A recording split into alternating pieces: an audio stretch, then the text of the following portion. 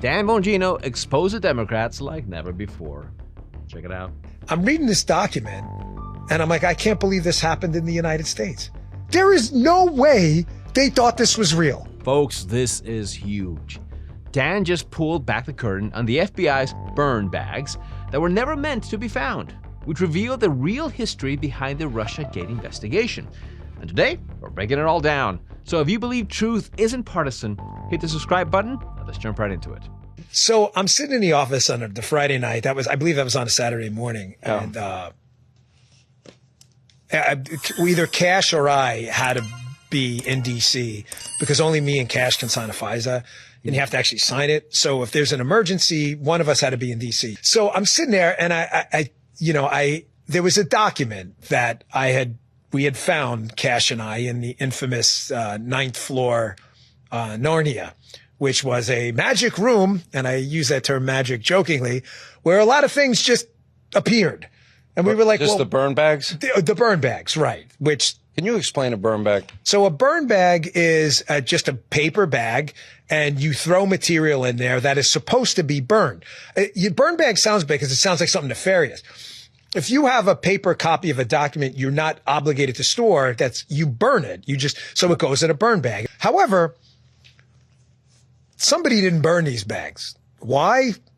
We'll see as the case proceeds, but somebody didn't burn these bags. Now, we'll get to the why later in the video, but the document Dan is referring to is the classified Durham Annex, which Chuck Grassley confirmed during an interview, quote, was found by the FBI in a burn bag in a secret room. And this specific document has an interesting backstory. You see, when Special Counsel Durham wrapped up his investigation, Merrick Garland sent Congress a letter confirming the submission of a, quote, 306-page unclassified report in a form that will permit public dissemination and a 29-page classified appendix. Then just weeks later, a FISA court ruled that it will, quote, be kept secure with access only to those individuals needed to facilitate the review in a controlled manner. Additionally, they'll be able to view but not remove, copy, or duplicate the document. So, yes, certain Republicans technically had access, but without direct guidance from the DOJ, they wouldn't necessarily know what they were even supposed to be looking for. Dan went on to explain how explosive the contents really were. Let's take a look.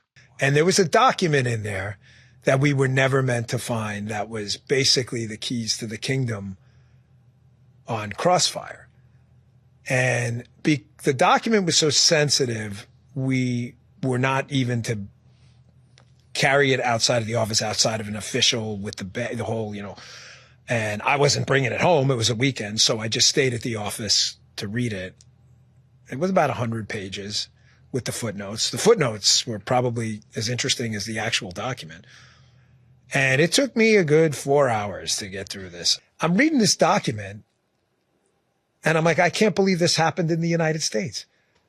And it wasn't just that it happened in the United States. It was that so many people knew about it and nobody had the balls to say to anyone on the 7th floor or in the agency or with some of our foreign partners, like, hey, that's bullshit. It's in the paper. Just read the paper. All you had to do was read it. This thing was bullshit from the start. Yep. And once you actually look through the declassified annex, it becomes obvious why this document was so sensitive.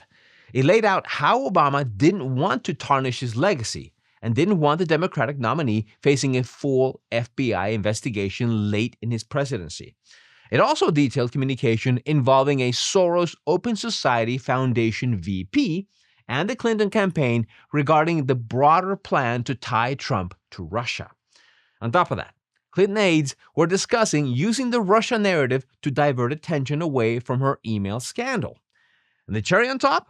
The Obama White House itself, along with top intelligence officials, were aware of what was unfolding. When you step back and connect all of that, it becomes a lot clearer why this was the kind of document that ended up buried in a burn bag. Now, you might be wondering, why was it not destroyed in the first place? Dan has a theory on that, and it's a pretty interesting one. So we found... I got a question. Do you suspect maybe somebody purposely put them away that you'd find them because they didn't like what they were living through? And this is why I say to people that be careful painting the entire Bureau with an overly broad brush. There were a ton of bad actors, and more than I expected, and you are correct about that.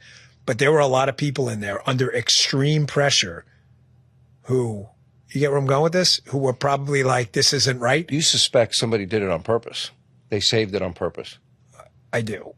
And it was the mother lode. That's not the story. You knew the Russia hoax was bullshit. Everybody knew it was bullshit. The PPT, all that stuff. That's not the point. The point is they knew it was bullshit. There is no way they thought this was real. Do you know what my level of, but maybe because we're friends, I'm going to read this again. We cannot run a republic like this. I'll never be the same after learning what I've learned. No, I'm not the same. I'm scared. Okay. But listen, I will never be the same. And I'm being as serious as a stroke right now. Look, I'm scared, man. Like, I know what I did. Look, I'm scared, man. Now, if we just set aside the fact that Trump was a target and look at the bigger picture, can you imagine the impact this entire ordeal had on his first term? One political party used every tactic possible to go after an outsider who had just broken into the system, forcing him to spend much of his presidency fighting to prove he was not guilty of something built on a false narrative. Meanwhile, the MSM amplified every small bit of information, constantly pushing the idea that the sitting president was somehow a Russian asset. It created nonstop political chaos, both at home and on the world stage. What's worse is that when it was all said and done, it was a waste of everyone's time, on top of draining public trust and leaving the country divided beyond recognition. I know what I did, and I'm proud of my work, and I'm proud of what me and Kash accomplished in the past year, beyond proud. I know what we did. I know what's coming.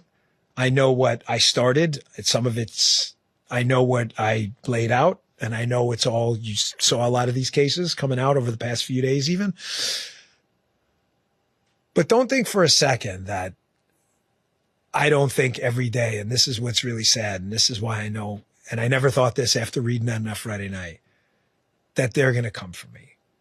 And listen, man, it's not a sob story. I knew what I was getting into.